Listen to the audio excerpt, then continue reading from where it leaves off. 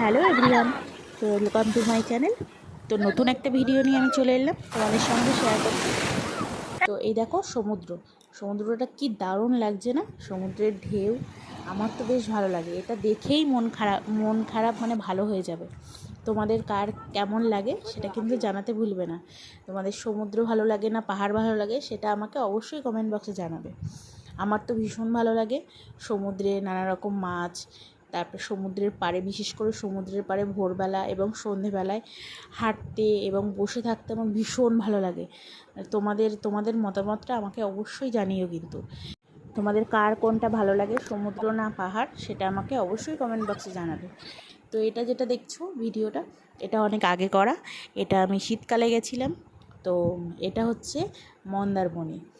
তো তোমরা দেখেই বুঝতে পারছো, হয়তো কেউ কেউ বুঝতে পারছো, আবার কেউ কেউ জানো না। তো সেই জন্য আমি বলে দিলাম এটা মন্দারমণি। খুবই নিরিবিলি, আমার তো ভীষণ জায়গাটা ভালো লেগেছে এবং হোটেলটাও ভীষণ ভালো ছিল। দারুণ, মানে একদম বিচের উপরে হোটেলটা।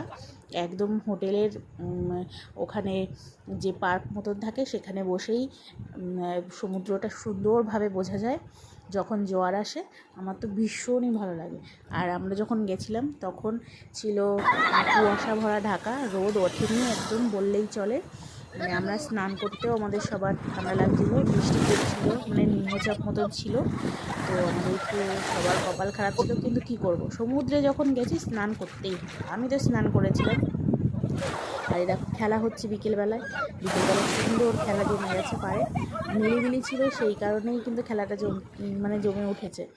তোমরা যাওয়ার চেষ্টা করবে এরকম জায়গায়, তাহলে কিন্তু খুব ভালো মানে সময় কাটাতে পারবে। তো যেখানে যানজট বেশি, লোকজন বেশি, সেখানে কিন্তু নিজেদের মতন করে সময় কাটানো যায় না। তো দেখো সমুদ্রের ঢেউগুলো দেখেই কি ভালো লাগছে না বলো? দেখো কি সুন্দর, মানে আমার তো ভীষণ ভালো লাগে। আমার তো ভিডিওটা করতে করতেই ভাবছিলাম যে আবার যদি এখন ওখানে যেতে পারতাম এরকম, মানে ভীষণ ভালো লাগছে। তো তোমাদেরকে একটা কথা বলে রাখি, যেটা বলা হয়নি, এখানে কিন্তু প্রচুর শ্যুটিং করতে আসে। যত মন্দারমণির শ্যুটিং, সমুদ্রের শ্যুটিং সব কিন্তু এখানেই কিন্তু হয়, এই হোটেলে এখানেই। তো তোমরা লাইক শেয়ার কমেন্ট করতে কিন্তু ভুলবে না, অবশ্যই তোমাদের মতামত জানাবে।